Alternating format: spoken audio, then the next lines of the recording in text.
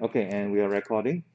So what we want to do is to bring in the footage that I've shown you earlier, okay, to create this effect. So it will appear like the ship, right, is behind this treetop. All right. So I'm going to show you the completed ones. Okay, just to include it in this video so that you guys know what this video is all about. Let's see, where is it? Here, okay. So this is potentially a very useful trick, right? You can use to, for example, key and then put objects flying over the treetops. For example, you say, I hear something, okay, then something fly past. You can have uh, a bunch of aircraft that is flying above the sky, but then it appears to be behind the treetops. Okay, so what did we do here? Now, of course, you can use keying to do this, which I'll be showing you. Then I'll be showing you another technique where you can use this entire image as a mask, as a form of a mask, by using a simple setup like this. All right. However, if you notice this completed one, right, you can see that there's tracking involved. All right, there is a nodal tracking involved so that the ship, right, appears to be locked in the sky correctly, moving correctly in the sky. Okay, so for that to work, right, that involves a little bit of logical thinking, right, in order to get the nodes to work. All right. So I'm going to replicate this again, okay, in Fusion. But let's start with the basic concept of using the image, right, as a form of a mask. All right, so I'm going to start a new composition. And I'm going to use the loader to load in the image sequence, which I already converted. Okay, and I'll just bring it in.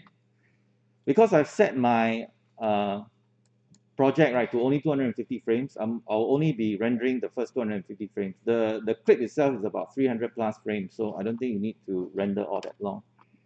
Okay, so first thing I want to do is rename this node. After I brought in the loader, just press F2 and then call it the backplate. All right, and you can review the footage. Control F and then just take a look at it. Just click on this, press Control F to zoom to fit, and make sure you have all these clipped nicely. So now let's try with like just a still of this. Okay, so basically, right, we are going to convert this image. We're going to use one output of this image, right, and convert it and use it as a mask. All right. So we apply a color corrector. And with the color corrector node selected, you go to the inspector and you want to reduce the saturation. Right, you want to reduce the saturation, just bring it down to 0.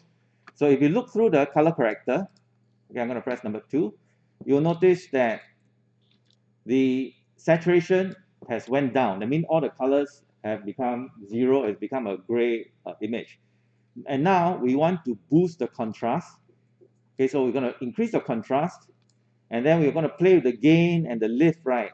Okay, but actually you want to avoid using too much gain because we do not want the green leaves to turn white, right? So you want to be careful with these sliders because you want to create a nice outline for these leaves, and then you can play with the lift to just push down the greens, and then you can use the gammas, right, to continue to push down the greens, and then you can adjust the brightness until the white becomes really white.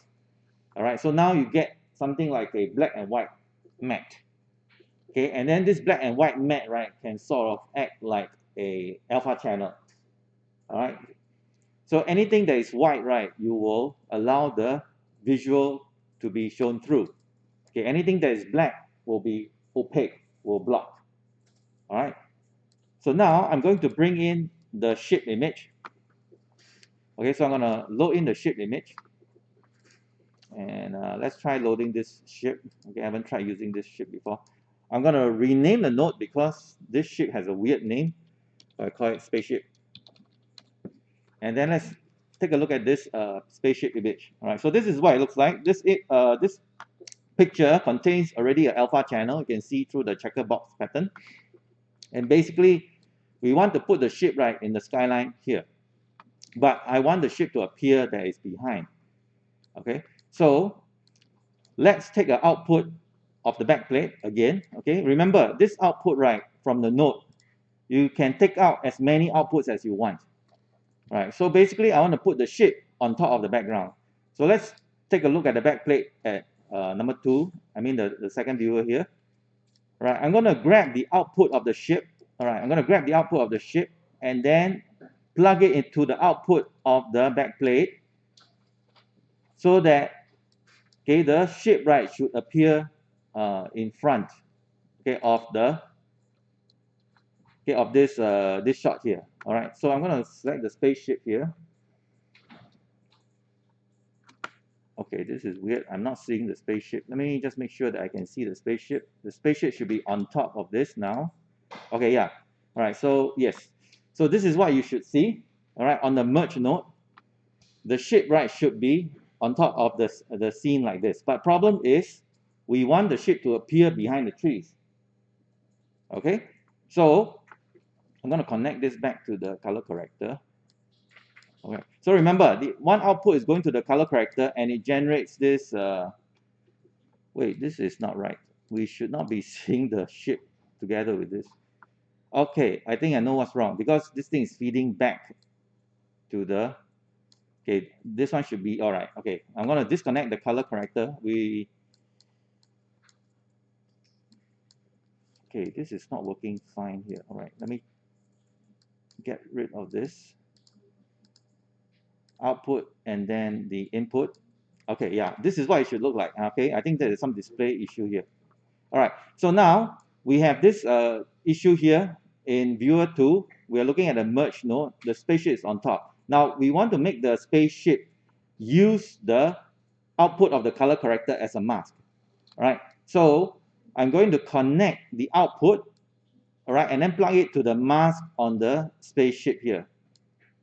And you can see nothing happens. Okay, because we need to go to the spaceship here and we need to go over to the settings. All right, the channel, right, we have to change it to alpha channel. We need to change it to luminance. Okay, by changing to luminance, right, we are basically using the brightness and darkness of this image as a transparency map. Okay, so this is the basic setup, all right, the basic concept. So remember, if you do not change the source image channels, okay, the channel, if you change it to the original alpha, right, the ship will be using its own alpha channel as a transparency. Okay, that is what it means. Okay, but if you change the channel to luminance, it's going to use the luminance that is coming out from the color corrector. Remember the blue line, right? If I can just zoom in, right? The blue line is always the mask here. This one is outputting and connecting into the masking of the ship. All right, because this image, right, of this spaceship, okay, if we look at the spaceship by itself, it already comes with its own alpha channel. Okay, however, we can go over to the image properties under the channels. We can specify, okay, if I use its own alpha channel, it's going to use its own transparency channel. But if we switch to another one, say luminance, so it's going to use the luminance channel or the black and white mask that we generated as the transparency. Do you guys understand this concept? Okay, so when you do that, you're going to end up with this image here. Okay, but of course, if you scrub the timeline, you will notice something that is very strange. Okay, the ship doesn't track at all. It doesn't track with the footage at all. Okay, now you can do a very bad or very simple animation. Okay, by adding a transform between the spaceship and the merge. Okay, so I'm gonna select the spaceship and then I'm going to click on transform, drag it to the node until the line turns blue and release. Then I can sort of move the ship from left to right. All right. Okay, I'm gonna start from the left first. Okay, right now, let's see. I should be looking through the merge node.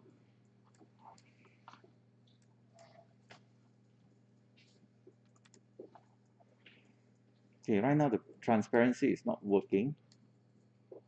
Okay, Okay, let me just hit playback and see what happens. Okay, it is working. However, there's a problem here. The mask, right, is being, you can see the way it's plugged in, right, it is being moved according by the transform as well. So I should not put the transform here. Let me undo that. Okay, so bring it back here. And I think, let me try another alternative method. Let me take a look at the merge and look at the channels here. Okay, unfortunately, the merge doesn't have the alpha for me to control. Okay, let me see whether I can plug this in to the merge node. Now I can do it through the merge node. Notice the merge node. Look at the merge node. Just now when I disconnected from the spaceship, it only worked on this particular frame, but because when I transform, I'm also transforming this color node as well. So if I want to avoid moving this mask, then I will have to unplug this and plug it to the blue mask of the merge node instead. And suddenly in the inspector, the channel settings area, you can have access to channel, and then you can use the luminance and we'll still get the same result. Now the good thing right now is that I can move the transform and you can see that I can have the ship fly through the trees like that. All right. So we can set a keyframe. Like for example, we're going to move the ship from, move it out of the trees first, and then we're going to set a key. So go to transform under the center, and then we click on the button to set a key. So only when we are looking up at the sky, right, and then we have the ship suddenly appear, we will adjust the animation of the ship, and then maybe I will do a keyframe in the Y animation as well, make it much more interesting. Okay, I'll just push it further, and then do a Y animation. Okay, just because the ship will look much more interesting, because based on the angle of this design like that. So now we have the animation of the ship flying past. Now, if you watch this animation, right, you'll find that it's a bit weird because it looks like it's slapped on. It's very crude and it doesn't match the tracking. You see, where as the camera pans up, right, you can see obviously, right, we are just doing a very crude job of doing this effect. All right, we want to have the effect, right, where the camera is being tracked properly. You can see as the camera is turning and rotating, right, it appears that the ship is also being turned and rotated. All right, so to follow that movement, right, we will have to create or generate the tracking motion of the camera. We need to track the motion of the camera. Okay, and also you notice there is some disadvantages to using this type of mask. But let me just move this ship a little bit higher. You notice that for the white flowers, okay, there are a bunch of white flowers on this tree. Okay, there are a bunch of white flowers on this tree. So as I move the ship right close to the white flowers, see what happens? Okay, the white flowers will disappear because remember the white mask, right, end up being transparent. Do you understand? Okay, so what is the other alternative to using luminance as a transparency? Okay, that is you use the delta keyer, which you guys learned on Monday, the green screen keyer. Okay, so now I'm going to show you guys how to set that up. Okay, so I'm going to disconnect all of this, and this time I'm going to do a proper tracking. So I'm going to disconnect all of this, and I don't need the color correct. I don't need the color corrector. I'm going to put it aside, and I'm going to put the ship aside for now, and then I'm going to delete away the merge and apply my favorite node, CTR, camera tracker. Okay, so let's look through the camera tracker, and we are just going to use the default value because I guarantee you this one will be very easy to solve. Okay, so go over to camera tracker and enable the preview. Right, then go over to select the camera type. Okay, we already know the lens already. All the shots that I took is about 28, and then the aperture, the camera type is the Canon 5D. All right, and then we just do our auto track, and then just let it track.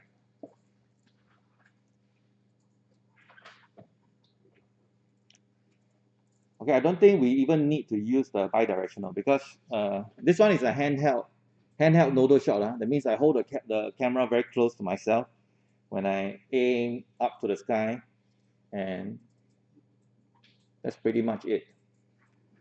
Okay, I don't even want to do the bidirectional tracking, and then I'm going to go to solve.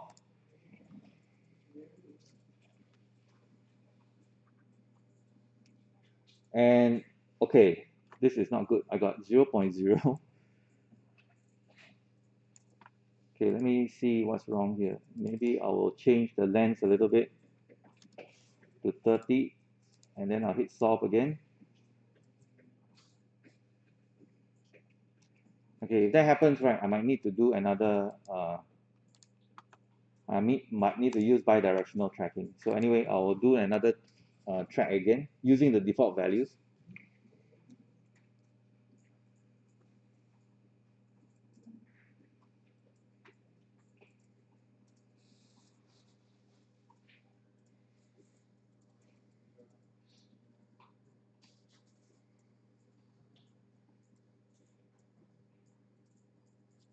Okay, so we'll just let it track backwards again. Okay, now I have no idea why it didn't manage to solve this, because the first time I solved this, I actually got a very, very low error.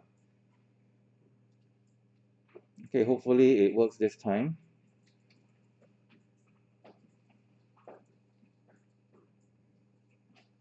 Okay, so now I'm gonna go to, okay, focal length, I just increase it a little bit, and just try my luck, see whether it works. And then I'll just hit solve.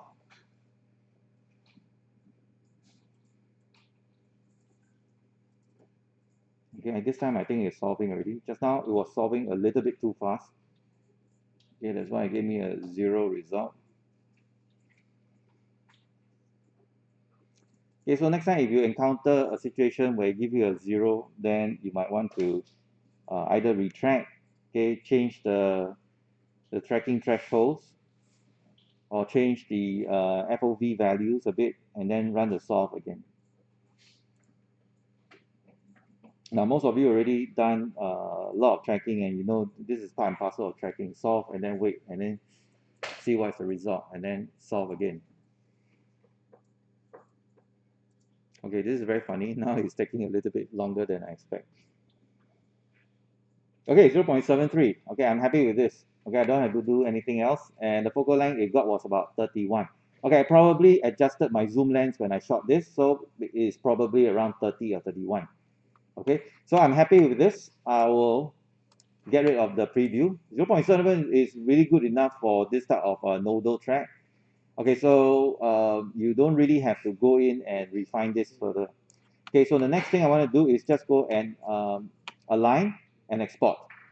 Okay, so I will go to select my point to be used as the origin.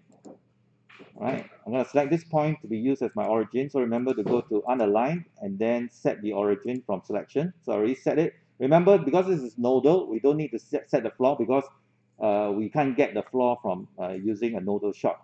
So we have to manually align it ourselves. So once we set it back to align after assigning our origin, we can go and hit export. So most of the times, right, when I export, I don't want to use the ground plane. I will just hit export. Okay, so now I have my exported bunch of nodes. I'm going to look through the merge 3D node and right mouse click to look through my camera node. And I'm going to maximize the view, and then I'm going to check how is the animation rotation. And I think it's pretty good. I mean, at least for the first few frames. Okay, the only thing is the ground plane is not really lined up with the perspective. Okay, so you guys already know how to do this. You just need to click on the merge 3D. Click on the merge 3D node, go over to the transform, and just go and manually rotate. So I need to rotate around the x-axis. Just click on the x-axis and rotate it until, oh, this is not rotate, this is transform. I'm gonna rotate it along the x-axis until the perspective matches. You see the road here? It forms a very nice perspective guide for you. So you just need to rotate this until you roughly get the road right to follow the perspective. And I think this is really good enough. All right. So if you want to put a 3D object in front of the road, yeah, you can do that. Like maybe a spaceship taking off into the sky, all right, flying through the, yeah, you can have the rocket shoot up. Okay, if that's what you want to do. Okay, give you guys some ideas. All right, so now we got our good tracking already. So the next thing we want to do is we want to use the point cloud. Because you can see there's a lot of green dots here, the point clouds. Okay, let me just deliberately increase the size of the point clouds. So you can see we got a bunch of point clouds that we can use to position a card, a 3D card in the sky. So the 3D card is where we're going to put our spaceship. Right, so I'm going to pick one of the points, like maybe at this leaf here.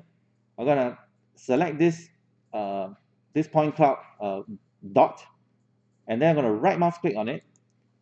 Then I'm going to click on point cloud 3D, and then just going to say create an image plane. Okay, so if you look under the nodes, right, an image plane will be merged through the point cloud and then merge back to this again.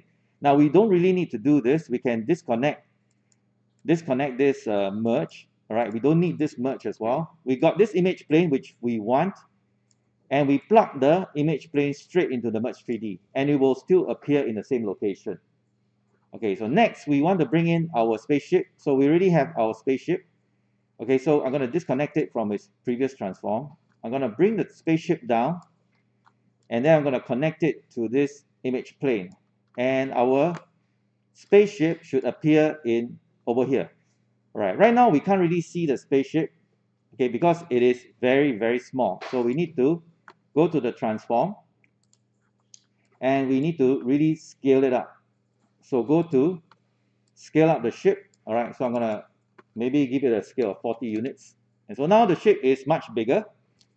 All right, now we want to rotate the ship so that it faces the camera. So you go to the image planes transform nodes, and in this case we need to rotate along where? The x-axis. Okay, rotate it down until it is flat and facing the camera. Okay, so we have our ship already, and the thing is we can also animate the ship by grabbing the transform. All right, but the good thing about this right now is that the transformation of the camera, the movement of the camera is locked. Okay, even the rotation is also locked. So the movement of the ship flying past will be much more realistic. Okay, so let's do our simple animation. We will worry about the keying later on. All right, so now we will just animate the ship fly past. Okay, maybe around this point, right, the ship hasn't come into frame yet. So I'm going to push it further away, just grabbing the x-axis. And then I'm going to key all the transforms. All right, you might want to key the rotation if you want, but I'm just going to key only all the transforms. Then as the camera pans forward, and then I will just grab, just now I was playing with the x-axis, right? So I will just increase the x-axis value. Now if you cannot see, right, if you cannot see, you can always change to perspective view, right? And then holding down to Alt, Control, okay, Control and roll your middle mouse, okay, until you can see the ship and the camera. Okay, so now I can see the camera very easily. I can see the ship. I can grab the transform handle, and then I can move the ship across. Okay, I can also animate the ship to fly up a little bit higher. Okay, now I can switch back to the camera view, and then I can animate and then see what is the view is going to like. Okay, now I think the ship is flying a little bit too high. So I will go to the final key, and then maybe I will reduce the Y transform, bring it down a little bit lower, the Z as well. Okay, so now I will inspect the animation again. Okay, the ship is really moving at a weird angle. By right, the ship should be moving at this plane. But I'm just gonna do this first to show you. Okay, so now we have the ship traveling through this. Okay, so now we have to think very logically. How do we get the ship to appear behind the trees? All right, so we will have to basically key out this image. All right, key out this image behind, which is the main video plate. All right, so we got the movement all correct, done and done. If you look through the render, this is the camera tracker renderer.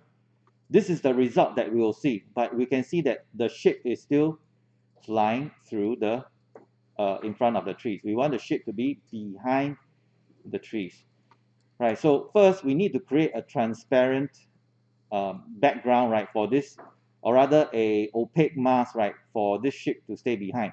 So again, we're going to use back the original image, right? I don't need this camera tracker now. I can disconnect this. Okay, the original backplate, we're going to use a delta keyer. Okay, let's take a look at the original backplate, which is the original image sequence. Then press Control spacebar and then type delta keyer and let it connect to the delta keyer.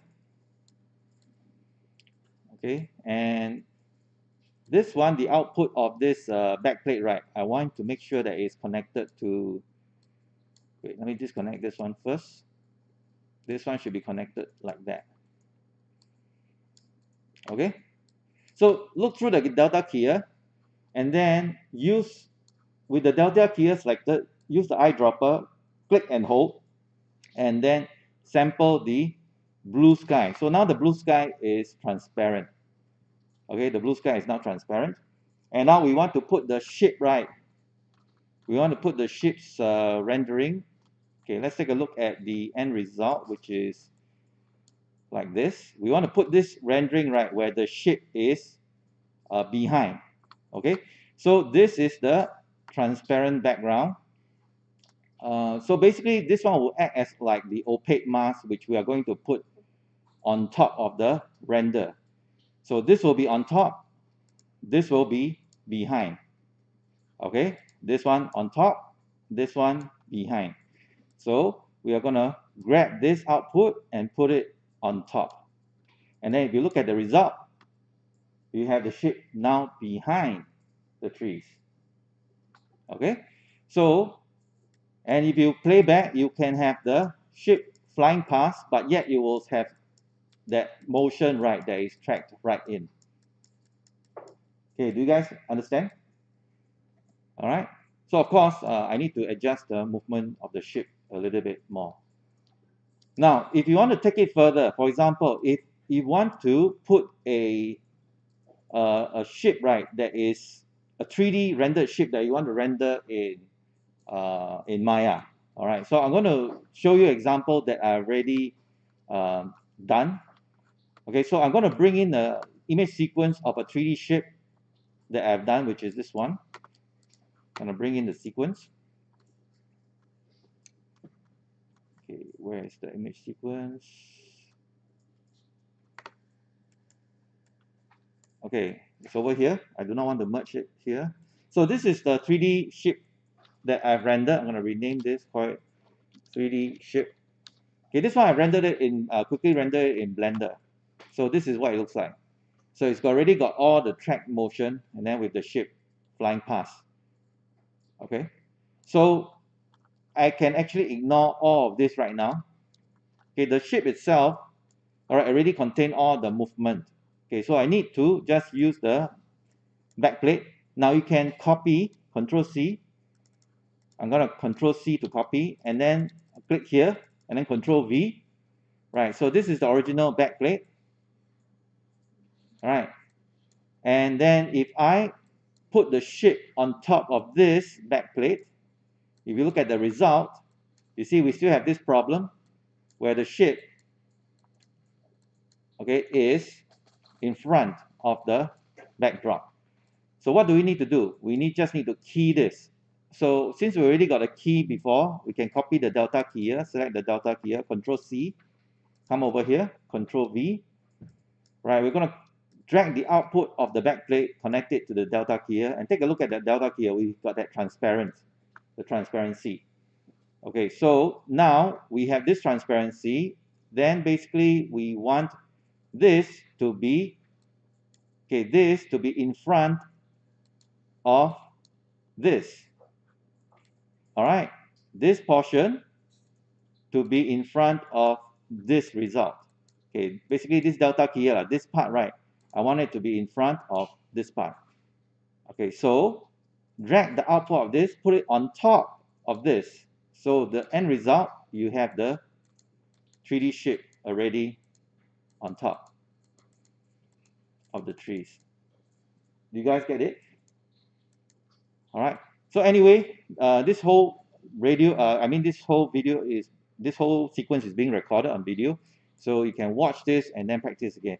Then finally, when you're done, right, you just need to connect the output to a saver, save it out as a movie, and you're done.